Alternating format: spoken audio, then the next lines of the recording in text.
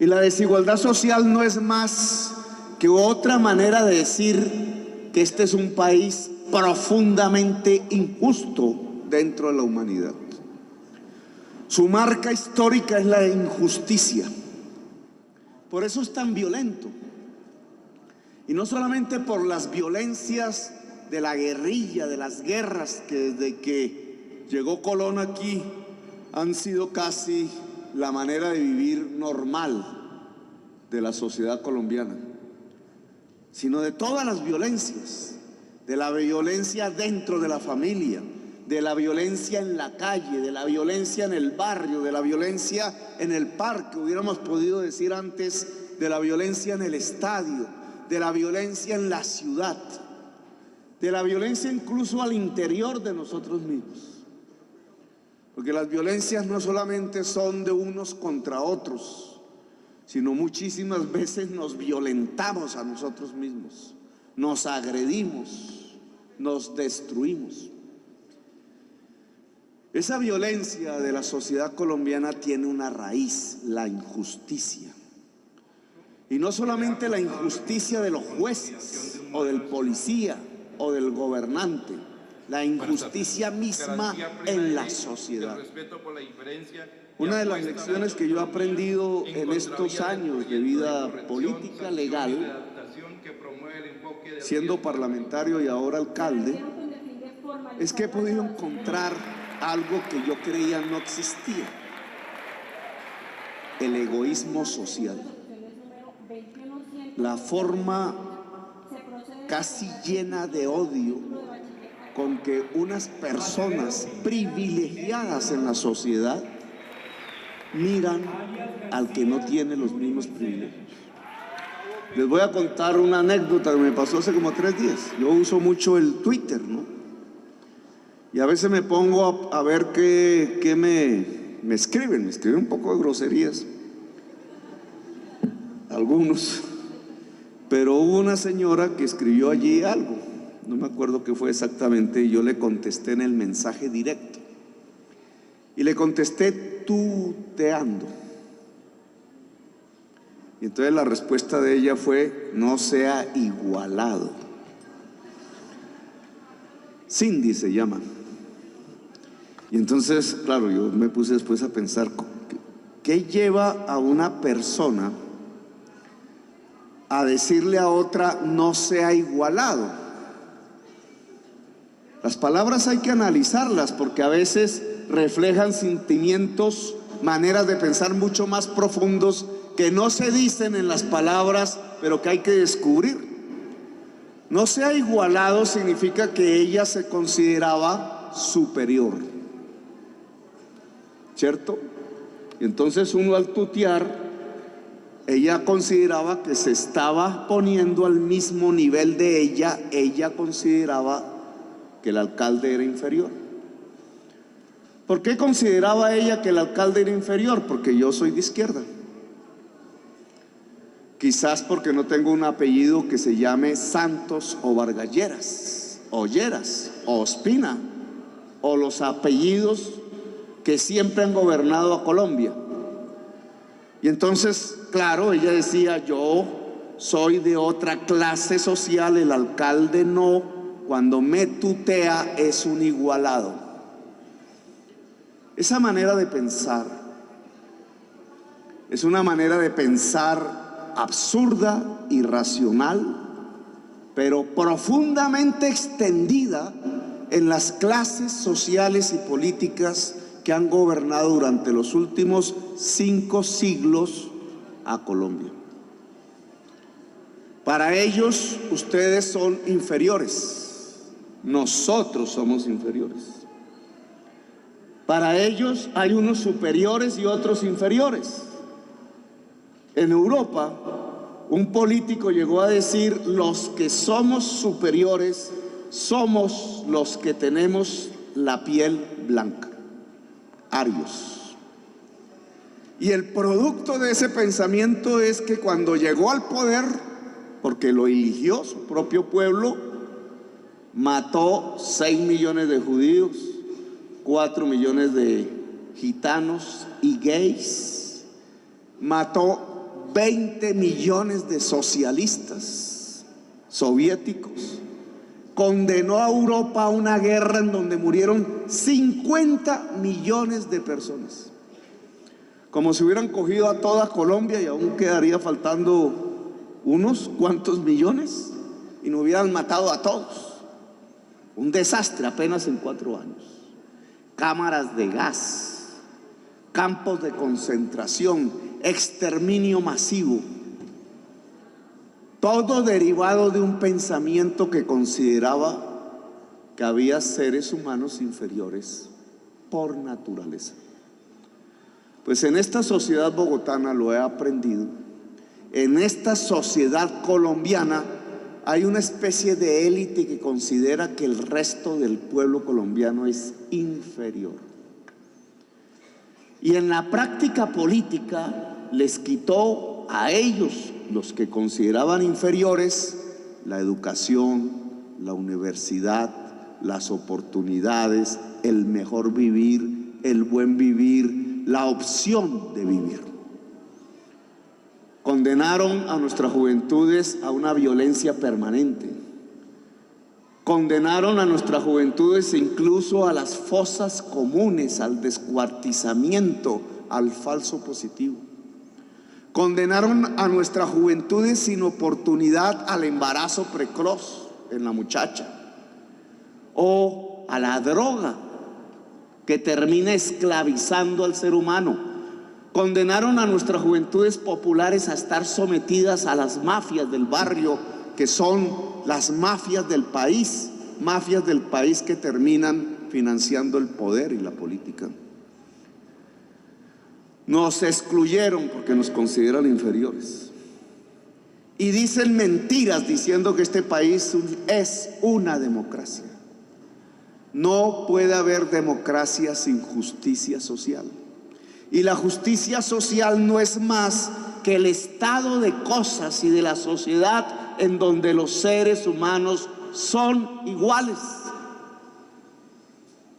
La señora que me insultó diciéndome un igualado al alcalde, imagínense qué pensaría de toda esta congregación si la trajéramos aquí o accediera a venir a visitarnos. Pues esa persona, esa manera de pensar no es la propia de un sistema de justicia, de igualdad, de democracia. La Bogotá humana que eligió el pueblo y fundamentalmente los sectores populares fue elegida para construir justicia social y justicia climática en el territorio bogotano. Y construir justicia social implicaba mirar dónde estaban los más excluidos y allí poner la mano del Estado, el apoyo, el abrazo fraterno, solidario. Nos fuimos al Bronx a abrazar a los habitantes de la calle. Nos fuimos a Mártires, allá a Santa Fe, a darle la mano a la trabajadora sexual envejecida. Nos fuimos a darle la mano a la persona del LGBTI, transexual, transvesti, darle hasta el empleo. Uy, dijeron. Nos fuimos allá en las madrugadas a ver la mujer recicladora y darle un salario, una remuneración, como ordenaba la Corte Constitucional. Por eso destituyeron al alcalde, porque el negocio del aseo era de los grandes, de los poderosos, y entonces parte de ese dinero que se echaban al bolsillo, según ellos, no debería ir a la señora que en las madrugadas, con el frío de la calle y con los niños a cuestas, se iba a revolcar las canecas y las bolsas para ver qué coger para sobrevivir. Por eso destituyeron e inhabilitaron al alcalde durante 15 años, inhabilitarlo para que no pudiera ni ir a elecciones, ni ser elegido, ni poder participar de las decisiones políticas de la sociedad colombiana. Y tardíamente, tenemos que confesarlo, un poco mirando, discutiendo allá dentro del Palacio Líbano. Los jóvenes. ¿Qué pasa con la juventud en la ciudad de Bogotá? Y este es un tema que tenemos que profundizar, porque el tema de la juventud es el tema de la paz. Hay ciudades en el mundo que yo he visitado, como París. Acaba de realizar una reunión con 195 presidentes sobre el problema más grande que tiene hoy la humanidad, el cambio del clima producido por el consumo suntuario de chucherías que la clase media alta del mundo realiza, emitiendo gases de efecto invernadero que están calentando el planeta y cambiando el clima de tal manera que están matando la vida. Consumen y matan la vida. En esas ciudades, París, Londres, Estocolmo, empieza a verse la juventud excluida. ¿Saben quién originó la masacre de París de hace 3 semanas o 4? Jóvenes. Jóvenes que nacieron en París, de padres, de abuelos árabes, que por ser árabes y por tener una religión diferente, la musulmana, eran conducidos a vivir en los extramuros de París sin oportunidades. Los excluyeron por ser árabes. Y miren la respuesta. Y cuando se va uno a las ciudades de Estados Unidos, encuentra lo mismo. Ferguson, todos los carros quemados, violencia. ¿Por qué? Porque un policía mató a un joven. ¿De qué color era la piel del joven? Negra.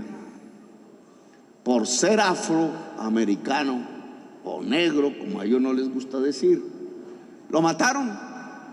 Un policía blanco. ¿Por qué? Porque consideraban que por su tono de piel era inferior. Y si el joven decía yo tengo derechos en una democracia, entonces le decían igualado, le pegaban 3 trompadas y le pegaron un tiro en la cabeza. Y se desató la violencia. ¿Una violencia de qué? De jóvenes. ¿Por qué? Porque los excluyen por razón del color de su piel. Y así serían Londres, y así serían Estocolmo. Y entonces, para no seguir dando vueltas por el mundo, no hace mucho en la ciudad de Bogotá, y siendo yo alcalde, en un agosto, no me acuerdo la fecha, el día del paro agrario, pues sucedió la manifestación de siempre, las papas, los golpes, pero por la noche, juventudes, algunas incluso pagas por la mafia, se enfrentaron con armas de fuego con la policía en varias estaciones, en Suba, en Ciudad Bolívar y fundamentalmente en Soacha. En Soacha el alcalde se tuvo que ir para sacar 2 jóvenes de la policía heridos en un hospital de Soacha, que nos pidieron el favor que les ayudáramos. Tuvimos que mandar una comisión, incluso de jóvenes del distrito, para entrar a Soacha y tratar de sacar los policías heridos a bala. En Bogotá 4 muertos, jóvenes, con disparos de arma de fuego. ¿Qué pasó ese día? Que las juventudes excluidas de Soacha y de la ciudad de Bogotá reventaron en violencia.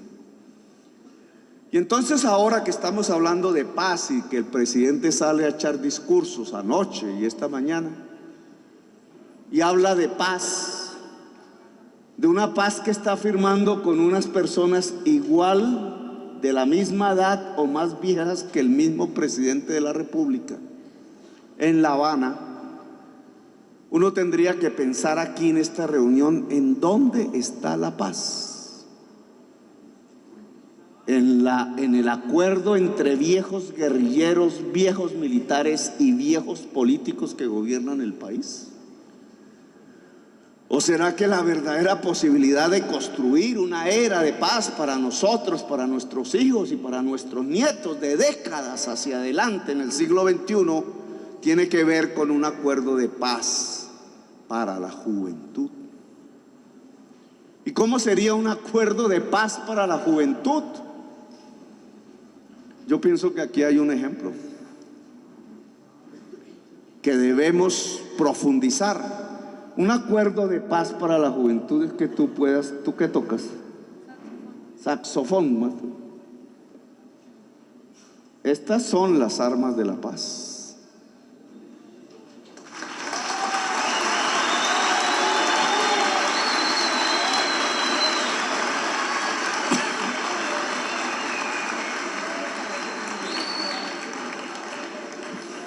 No voy a preguntar por tu vida hace unos años. Algún día cada uno podría escribir una novela, una historia. Pero lo que yo creo que tú haces cuando tocas esto, ya has aprendido la teoría musical y a través de ella has llegado a lo más sublime que la civilización humana ha creado. Mozart, Beethoven, etcétera. Tú estás precisamente enseñándole a este país, Colombia, cómo se construye la paz. Tú solo tuviste una oportunidad, la que un gobierno humano te ofreció, que fue brindarte esta posibilidad de aprender esos garabatos que se llaman notas musicales, esa matemática, esa teoría, y la volviste cultura. Cada uno de ustedes en su propia vida personal, con toda la tragedia que se haya vivido, con cualquier tipo de evaluación que cada uno de ustedes haga sobre su propia vida, podrá encontrar que aquí de alguna manera, balbuceantemente, con problemas, con equivocaciones, pobre Roberto, que se ve tan serio, tan bravo. Roberto fue guerrillero del M-19.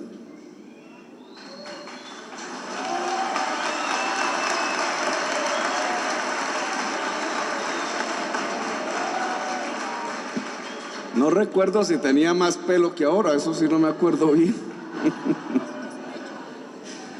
Va a tocar volver a mirar las fotos de ese.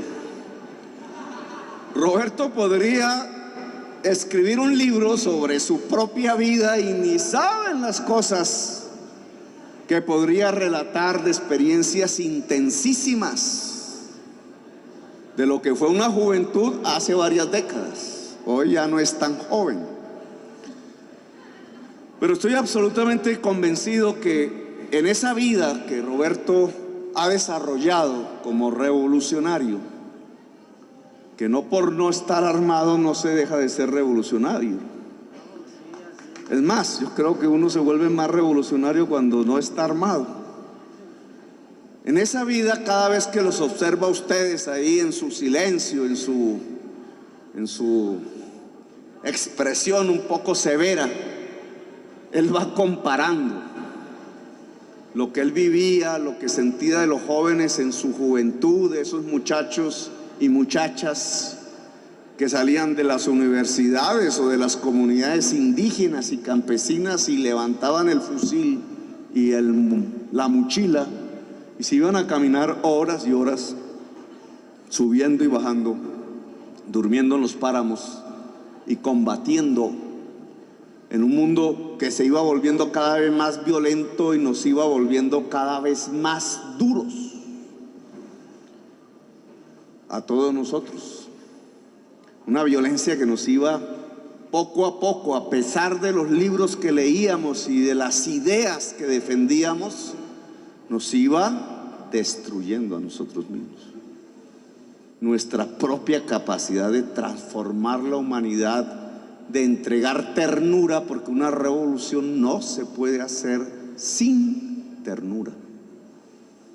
Y en eso hasta las mujeres nos podían dar más ejemplos que los hombres, porque los hombres nos creemos guerreros, que no lloramos, y nos vamos dando contra el mundo guerra tras guerra, guerreros, y nos ponemos unas armaduras donde nadie entra, y a veces no entra ni el amor. Decía la vorágine, recuerdo yo que leí, ¿cómo es que dice la vorágine? Estudiantes, tarea, José Asunción Silva, dice no me acuerdo si es el último párrafo o el primero de la novela, pero dice: antes de conocer mujer alguna, jugué mi corazón al azar y me lo ganó la violencia. Pues más o menos esa es la vida de los guerreros. Nos ponemos una armadura que ya no penetra ni el amor. Aguantamos el frío, aguantamos la noche, aguantamos 15 horas caminando, aguantamos la tortura, aguantamos el miedo cuando nos disparan, el peligro de morir. Es por el pueblo, decimos, y la armadura resiste. Y a veces llega el amor y no nos damos cuenta, rasguña la armadura y ¿qué puede hacer? Nos vamos endureciendo y nos endurecemos de tal manera que nos acostumbramos a la muerte, que nos parece normal que el amigo se muera y el otro amigo y el otro amigo y todos los amigos. Y nos parece normal que una sociedad como la colombiana se muera destruyéndose una contra la otra. Hasta que de pronto aparece a veces la muchacha con el saxofón y toca. ¿Y qué toca? La cultura, el arte, el saber, la posibilidad de que un mundo es posible, la poesía, los libros, la teoría, las matemáticas, la física, la posibilidad de crear el cine, de crear la obra de teatro, de crear el graffiti, la obra de arte.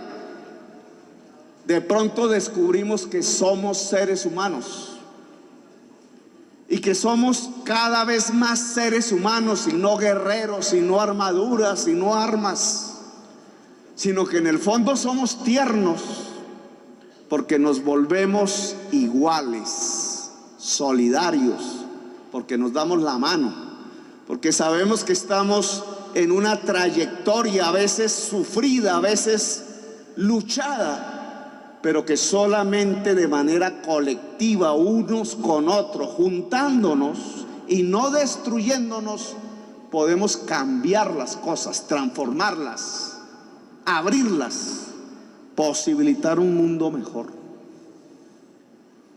Nosotros hemos aprendido de ustedes, de estas nuevas juventudes, de estos nuevos lenguajes. ¿De qué significa? Esta mañana aprendía un tenis colgado de un cable de luz. ¿Qué significa, carachas? Territorios, límites, fronteras, puntos de venta de droga.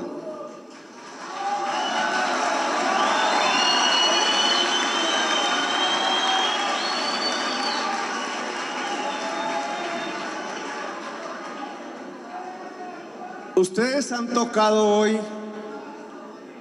algo que nos parece que es la verdadera construcción de la paz.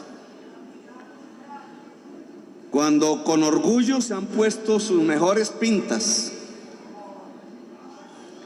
porque las lucen con orgullo, y esta, ¿cómo se llama esto? Estola. Cuando se congregan ustedes porque saben que estamos en un acto importante y solemne, no solo para el alcalde, sino para cada uno de ustedes, que es recibir ese certificado, que no es más que la demostración de que hicieron un sacrificio, una disciplina, que se mantuvieron, de que a pesar de todas las cosas que llamaban a no seguir, de todos los escepticismos, las desconfianzas, los problemas de cada cual, dele, manténgase, hay que ir, manténgase, dele. Esto puede servir para algo, es una posibilidad, a lo mejor es una puerta. Y lo lograron. Y yo tengo que decirles que me quito el sombrero, si tuviera, ante ustedes.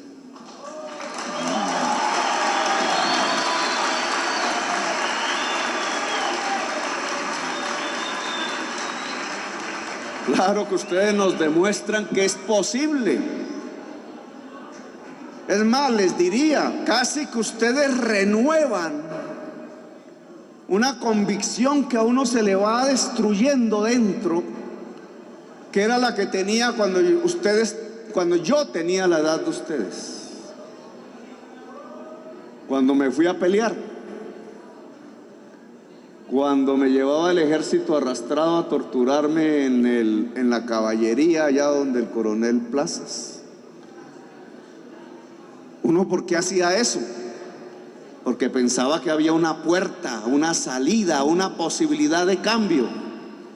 Y a veces van pasando los años y uno se da cuenta que nada, que todo a veces se vuelve peor y va perdiendo la confianza en las ideas y en los principios propios. Pues ustedes, muchachas y muchachos, nos están reviviendo,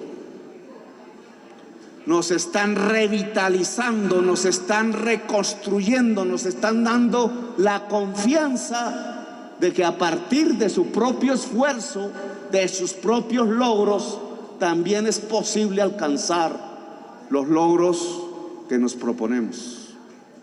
Los logros de una Bogotá humana, los logros de una Colombia humana.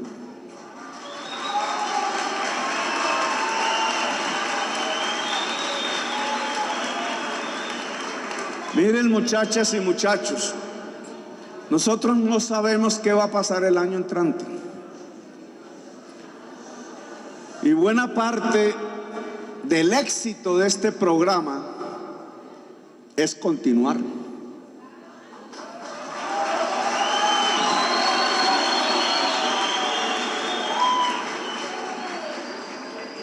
El primer título, es necesario el segundo.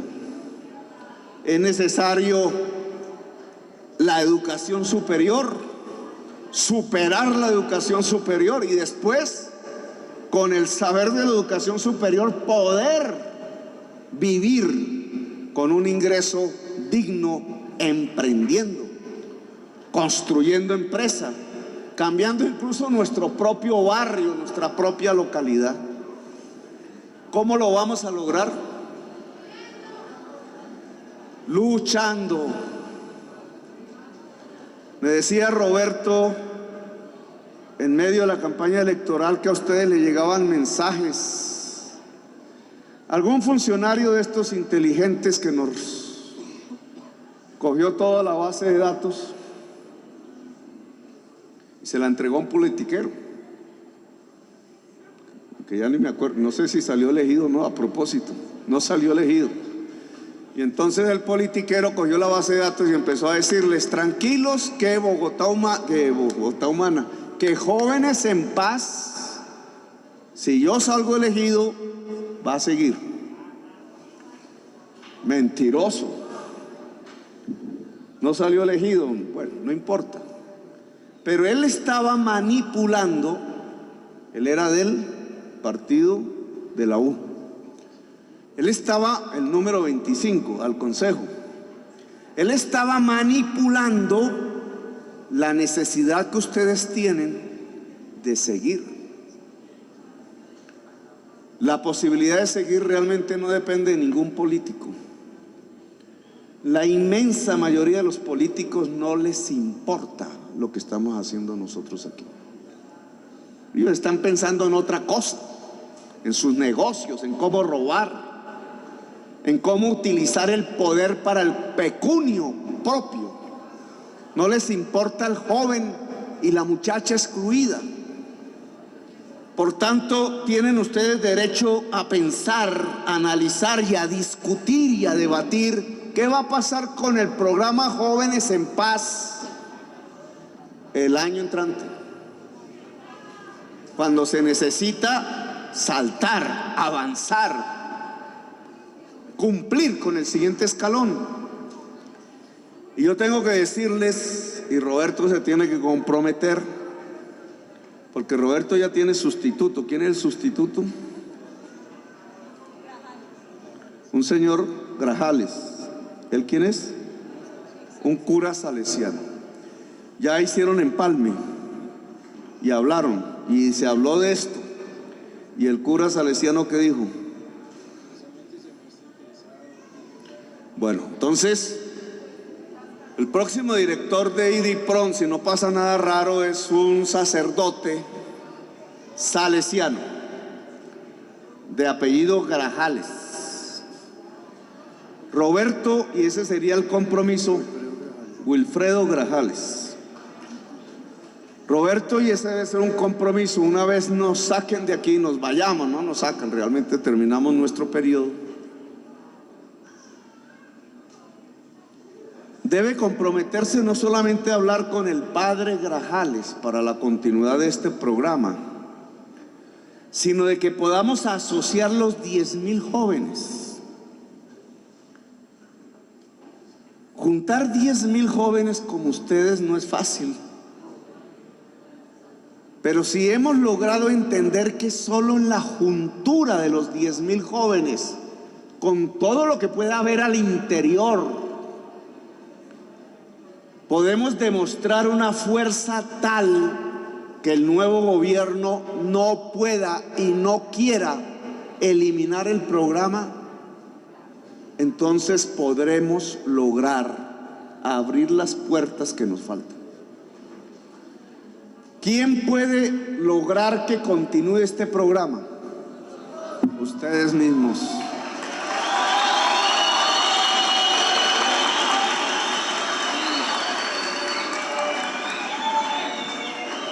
No tendremos, ya quieres, vale, pero cada vez que aquí estamos en un acto solemne, yo me lo estoy un poco saboteando, porque hay que seguir con la entrega de los diplomas, no es propiamente, ¿cierto? Pero tenemos que ponernos una cita. Fecha, hora y lugar. Llegar desarmados completamente, nosotros, ustedes, de todo. Llegar simplemente para construir la solidaridad y el plan de movilización que nos permita lograr que el programa continúe. Si el padre Grajales es cristiano de convicción y vocación, por él quizás tendremos un aliado, pero esto necesita plata. Ojo, y ahí donde está el punto. El presupuesto del IDIPRON era cuando llegamos, y ahora para el programa Jóvenes en Paz, 100,000 millones de pesos. Este programa vale 100,000 millones de pesos al año. Hay quienes considerarán que es mucha plata para ustedes. La gente como la señora que dijo, Petro, usted es un igualado. Ellos pensarán que esa plata es mejor para hacer autopistas, taparle los huecos a los carros, que para invertirle a los jóvenes de los barrios populares. Por tanto, la pelea que hay que dar con el padre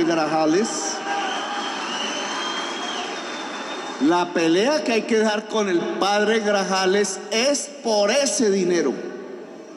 Los 100,000 millones de pesos que ya están decretados, ya están aprobados, pero que deben mantenerse el año entrante para que ustedes puedan continuar con los pagos, con el estudio, con la siguiente puerta, con el avance hacia la educación superior.